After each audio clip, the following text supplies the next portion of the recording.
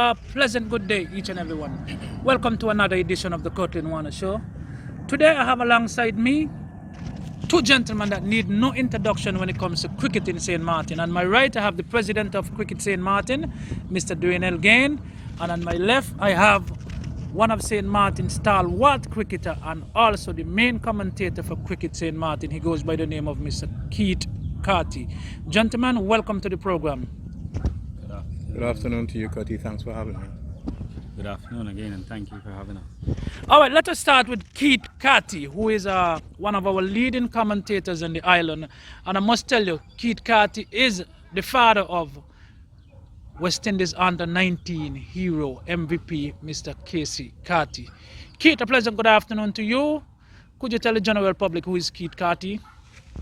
Well, in a nutshell, I have been around cricket for, I would say, about 30 odd years, and I've played my part. I've actually been administrator, I've been player, I've been umpire, I've been cricketer, I've been commentator, you just name it. That's who I am. All right. And now we turn to President of Cricket St. Maarten, Mr. Dwayne Elgain. Could you give us some insight who is Dwayne Elgain and where it all started when it comes to cricket for Dwayne?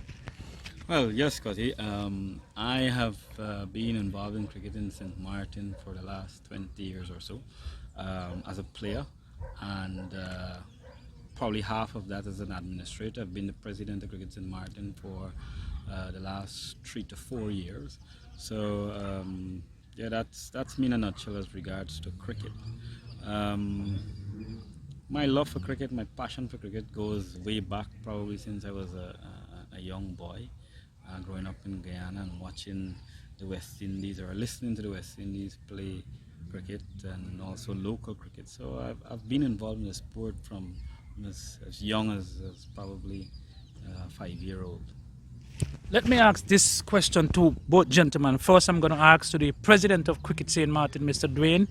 There's an ongoing competition now. It's called the Gatorade Pepsi T20 tournament. We are somewhere in the final stage of this tournament. How do you see this tournament and what this tournament brings to Cricket St. Maarten in general? Well, this tournament has actually been one that has come after COVID-19. So obviously it has come with its challenges, attracting sponsors, getting safety measures in place, getting people to want to come out and play cricket or even watch cricket. So it has been challenging. Nevertheless, we have been pleasantly surprised with the interest shown by the players. We've had at least 8 teams, the first time in a long time.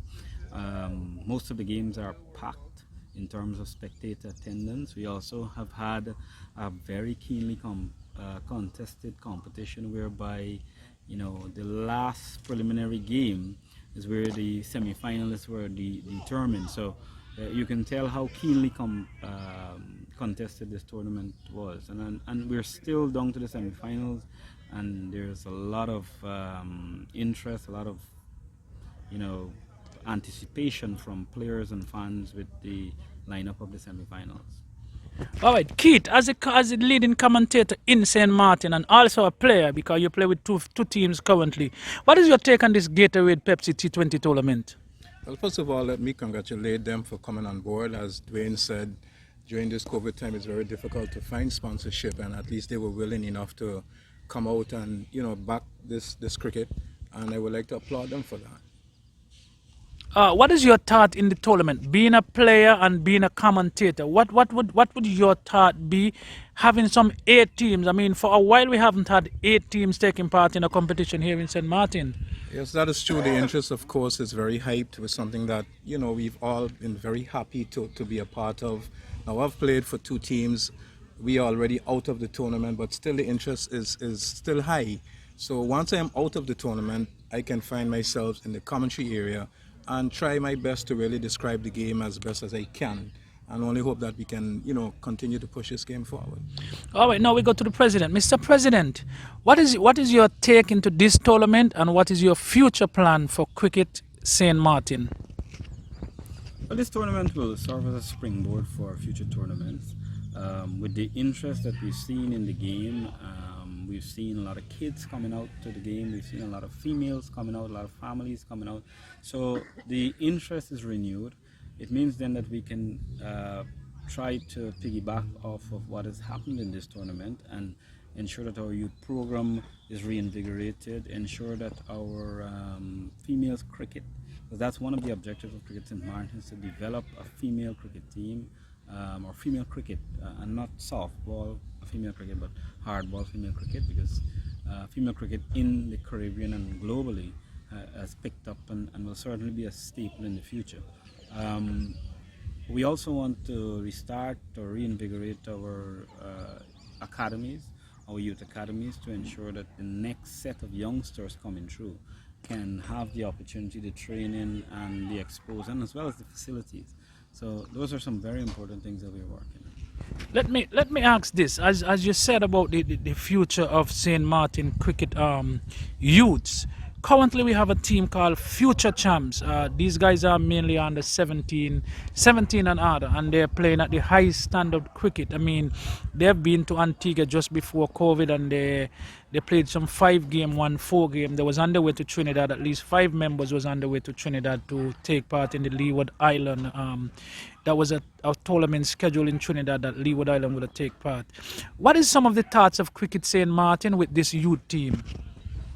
Well, we want to ensure that their development continues. We want to provide them with the right set of coaches. We applaud the efforts of Coach Richie Singh, who has brought the youngsters to where they are, along, of course, with help from a few other people along the way. But at the present moment, the plan is to ensure that their development continues through additional coaching, exposure to overseas competition when COVID-19 allows, or the restrictions on COVID-19 allows. Also, we are looking at how we can have bilateral matches with Anguilla, nearby Anguilla, where the youngsters will be able to compete with their peers, and hopefully that will aid their development as well. Keith, what will be your take on the youth team of St. Maarten? And what would you, as a person, as a commentator, as a father of Casey Carty, one of the youngest players in St. Maarten to ever make it to the world stage, what would be your thought, and what would be the words you would like to share with the youth team? Well, to me, it is not surprising to know that this youth team is a very talented one. Now, this is something that, this is a program that started many years ago, and I think that I was the person that actually gave them this Future Champs name. And when we first brought them into the competition, I was criticized that they are not ready. And my answer to that was, I know they are not ready. It's about getting them ready. And they're playing in a competition where they're playing not really against their peers, but against other mature people. And when they went to Antigua and performed, it really came as no surprise to me, because if they can perform here against people who's much older than them, then when they come against the peers, you would expect them to perform as well as they have. So I think they have a very bright future going forward. A lot of players within the camp might just have a bit of extra among them, and but I believe that they are definitely on the right track. Dwayne, as president of Cricket St. Maarten and a player also, let me take you to the playing side. Your team, the Sun Insurance Jaguar, has now moved themselves into the semi-finals, and they will be coming up against St. Maarten top cricket club, which is GNA Spartans, or is it GNA Spartans? It is GNA Spartans, and they will be coming up against the Sun Insurance Jaguars, which is your team. You is the captain of that team. What are some of the things and the tactics that you guys have coming into this game? Well, you know, first of all, Jaguars in their first season meeting to the semi-finals of a tournament is a major accomplishment. It's something that we want to applaud our players, our supporters, and everyone around us. But coming down to the semi-finals, the Spartans team is an experienced team, a talented group of players. We played them in the preliminary rounds, and they won in a commanding fashion. So we're not taking them lightly, and I'm sure, you know, they're not going to take us lightly either. The key for us would be to play to the best of our abilities, because most of us would have played at some level of cricket, whether for St. Maarten or in a foreign country, and we're now getting back into the game. So we have a good group of players. We have some talented youngsters on our team who have performed well, you know, young Michael Palmer, Shamiko Landefort, and Nicholas Ragobir. These are all very good cricketers. So We're looking forward to a good game, and with the blend of youth and experience, we think we have what it takes to win the game. It comes down to the execution on the day of the match. Kid, with the future champs taking on Nagico this coming weekend, what are some of the highlights you will think pertaining to the youth team especially? We know these guys are much younger than anyone else in the league. What are some of your thoughts on the youth team? Could you name some of highlights, some of the youths that you expect to perform well in this semi-finals?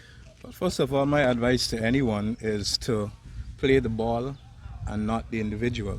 For example, in the youth setup might have very good bowlers like Nathan, Shamaiko, of course in the batting you have Michael, and just to name a few.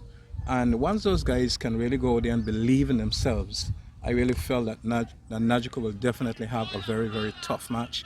Who is going to win? Well, that is left to be seen. But in terms of the youth competing with Nagico, we will definitely have a real tight match. All right. Now let me go back to the president of Cricket St. Maarten, Dwayne. As we get into the dying stage of this tournament, I must say before, personally, I would like to thank Gatorade and Pepsi for coming alongside Cricket St. Maarten to hold this tournament in this pandemic time. They have been very instrumental in making this tournament happen, and I know the president of Cricket St. Maarten is more than happy to have a sponsor like Gatorade and Pepsi to bring forth such a cricket. Dwayne, what would you like to say in terms of sponsorship? How is sponsorship going with cricket in St. Maarten in general?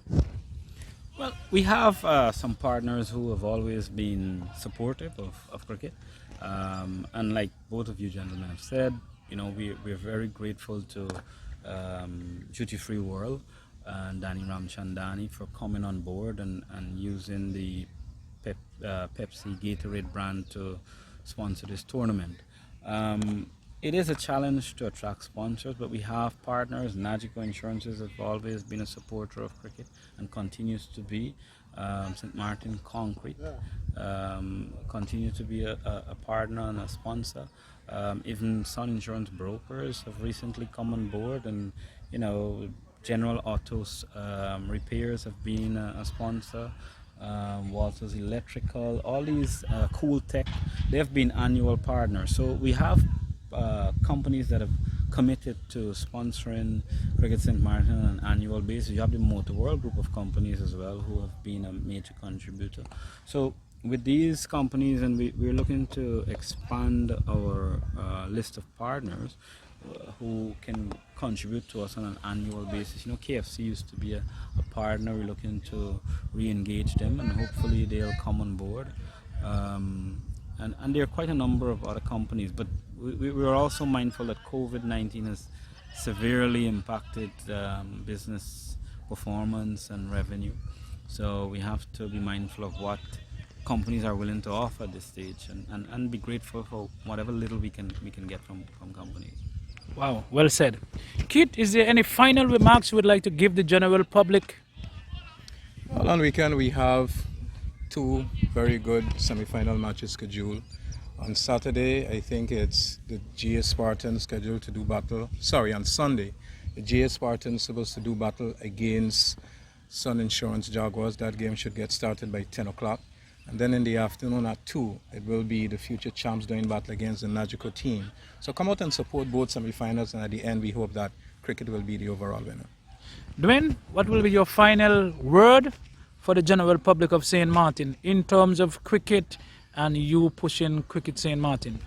Well, I'd like to echo the sentiments expressed by Keith, that we want people to come out and support the teams and also support cricket. But we need support from everyone to help the cricket, to ensure that the cricket grows, to ensure that the youths can continue to play. So we're calling on spectators, families, players, former players to come out and support this semi-final weekend and the weeks to come, because we have a packed schedule for the next month or so. There are tournaments that's going to take place here, or events. So there's a lot of cricket to look forward to, a lot of entertaining cricket, 2020 cricket. We're going to also see the return of limited overs cricket, meaning 50 overs. We're also going to see the return of 3-day cricket or 2-day cricket. So there are a lot of cricket that we have planned. There's a few tournaments down in July and June. So we hope that we can count on the public support. All right, ladies and gentlemen, there we have it. The president of Cricket St. Maarten, Mr. Dwayne Elgain, and St. Maarten leading commentator. Gentlemen, it was a pleasure sitting with you guys, and we look forward for this coming weekend when we see the semi-finals of the future champs of St. Maarten. They will be coming up against the Nagico Insurance Club and the Sun Insurance Jaguars for the first time into this tournament. They will be coming up against the big bad GA Spartans. And that will end our program. So we are urging the public to come out, support cricket, and more cricket. Don't forget, later on this month, you have the Guyanese Cricket Club, the Guyanese Independent Day Cricket games that will take place here on the 28th to the 30th. And right after that, on the 1st of July, will be Cricket for Life coming at you in flying colors. Some $5,000 will be up for grab for the Cricket for Life T20 tournament. It's called the Cricket for Life KC Carty T20 tournament. So general public, you're asked to come out and support cricket and get ready for when Cricket for Life launches their first tournament of the year during this pandemic time. Ladies and gentlemen, it was a pleasure being here. We look forward to see you again. Thank you. Thank you.